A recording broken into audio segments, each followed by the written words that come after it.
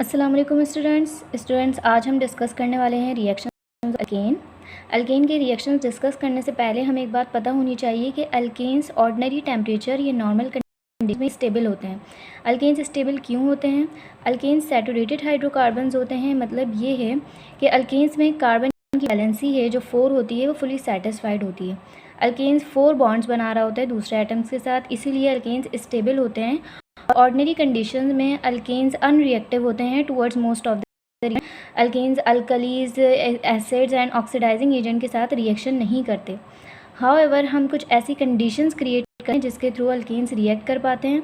तो सबसे पहला रिएक्शन जो आज हम पढ़ने वाले हैं वो है हैलोजिनेशन ऑफ अल्केन। सबसे पहले तो ये हैलोजिनेशन ऑफ अल्केन एक सब्स्टिट्यूशन रिएक्शन है। अब सब्स्टिट्यूशन रिएक्शन क्या होता है? जब भी किसी मॉलिक्यूल में कोई एटम रिमूव हो जाए और दूसरा एटम उस मॉलिक्यूल में जगह ले ले उस एटम की, ऐसे रिएक्शन को हम कहते हैं सब्स्टिट्यूशन रिएक्शन। फॉर एग्जांपल यहाँ पे मैं एक एग्जांपल देती हूँ। फॉर एग्जांपल हमारे पास है एक मॉलिक्यूल AB और यहाँ पे हमने एक दूसरा एटम इसमें ऐड करवाना है। तो ये क्या होगा, ये वाला मॉलिक्यूल इस B की जगह ले लेगा। मीन्स कि एक मॉलिक्यूल है, ये एटम रिमूव हुआ और C एटम ने इसकी जगह ले ली, रिप्लेस हो और ये हमारे पास कुछ इस तरह से हो जाएगा और यहाँ पे ये B रिमूव हो जाएगा। तो इस तरह के रिएक्शन को जिसमें रिप्लेसमेंट होती है, ऐसे रिएक्शन को हम कहते हैं सब्स्टिट्यूशन रिएक्शन।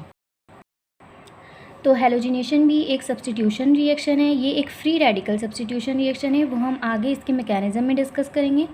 सबसे पहले तो हम हैलोजिनेशन में हैलोजन की बात कर रहे हैं, क्लोरीन की।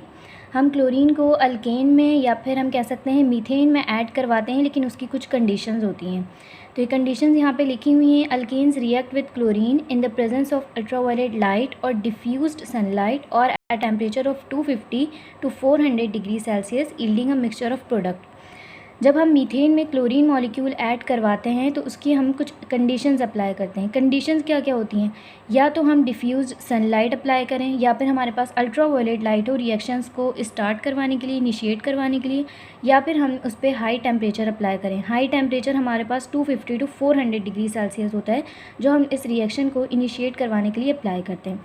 एज अ रिज़ल्ट हमें प्रोडक्ट में मिलता है मिथाइल क्लोराइड या फिर क्लोरोमीथेन और हाइड्रोक्लोरिक एसिड। अब क्या होता है कि यहाँ पे जो हमारे पास मिथाइल क्लोराइड बना है प्रोडक्ट में, यहाँ पे ये रिएक्शन कंटिन्यूसली स्टार्ट रहता है, कंटिन्यूसली चलता रहता है जब तक ये 3 हाइड्रोजन एटम क्लोरीन के साथ रिप्लेस ना हो जाए। तो ये जो 3 हाइड्रोजन एटम है मिथाइल क्लोराइड की क्लोरीन एटम से रिप्लेस होते हैं। हमारे पास मज़ीद 3 रिएक्शंस होते हैं। ये मिथाइल क्लोराइड रिएक्ट करता है क्लोरीन मॉलिक्यूल के साथ और एज अ रिज़ल्ट एक हाइड्रोजन रिमूव होता है और हमारे पास एक और क्लोरीन मॉलिक्यूल इसके साथ अटैच हो जाता है। इसको हम कहते हैं मिथाइलिन क्लोराइड और हमारे पास हाइड्रोक्लोरिक एसिड भी बनता है एज अ प्रोडक्ट।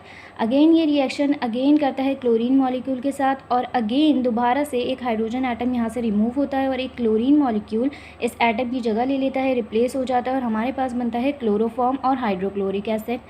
अब हमारे पास लास्ट रिएक्शन में क्या होता है कि दोबारा से क्लोरीन मॉलिक्यूल ऐड होता है इस क्लोरोफॉर्म में और यहाँ से ये हाइड्रोजन भी रिमूव हो जाता है और क्लोरीन मॉलिक्यूल इसकी जगह ले लेता है और हमारे पास बन जाता है carbon tetrachloride and hydrochloric acid. तो जब तक कि कार्बन टेट्राक्लोराइड हमारे पास प्रोडक्ट फॉर्म नहीं होता, ये रिएक्शन कंटिन्यूसली चलता रहता है। अब हम इसका मैकेनिज्म डिस्कस करने वाले हैं। अल्केन्स की क्लोरीनेशन होती है 3 स्टेप्स में और ये एक फ्री रेडिकल की फॉर्मेशन के थ्रू होती है। सबसे पहला स्टेप होता है चेन इनिशिएशन स्टेप। इस स्टेप में हमारे पास फ्री रेडिकल प्रोड्यूस होते हैं।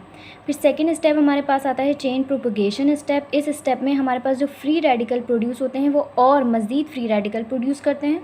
और third step chain termination step है। इसमें हमारे पास जो फ्री रेडिकल्स प्रोड्यूस होते हैं वो एक दूसरे से कंबाइन होते हैं और इस तरह से हमारा जो चेन रिएक्शन है वो स्टॉप हो जाता है। तो हम एक एक करके सारे स्टेप्स को देखते हैं कि इसमें क्या होता है। सबसे पहला हमारे पास है चेन इनिशिएशन स्टेप। इसमें क्या होता है, ये हमारे पास है एक क्लोरीन मॉलिक्यूल, इसको मैंने बॉन्ड की सूरत में लिख दिया।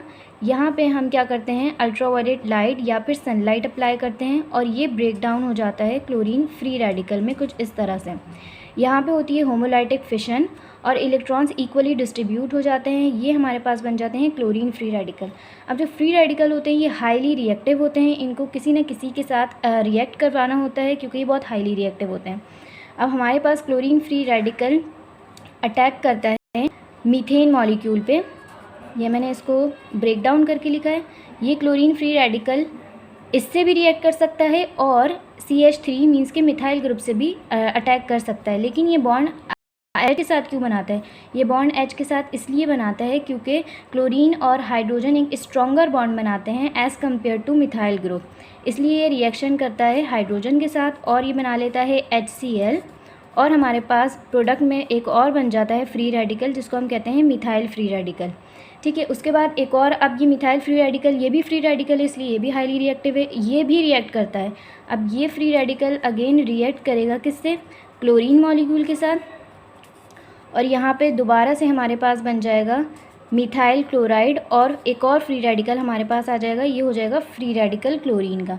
तो हमारे पास चेन प्रोपगेशन स्टेप में क्या होता है, जो फ्री रेडिकल प्रोड्यूस होता है वो और फ्री रेडिकल बनाता है। लास्ट स्टेप हमारा है चेन टर्मिनेशन स्टेप। इस स्टेप में हमारे पास जितने भी फ्री रेडिकल्स कंबाइन प्रोड्यूस होते हैं उनको हम कंबाइन कर लेते हैं। इस तरह से हमारे पास दो फ्री रेडिकल हैं, एक मिथाइल फ्री रेडिकल है, एक क्लोरीन फ्री रेडिकल।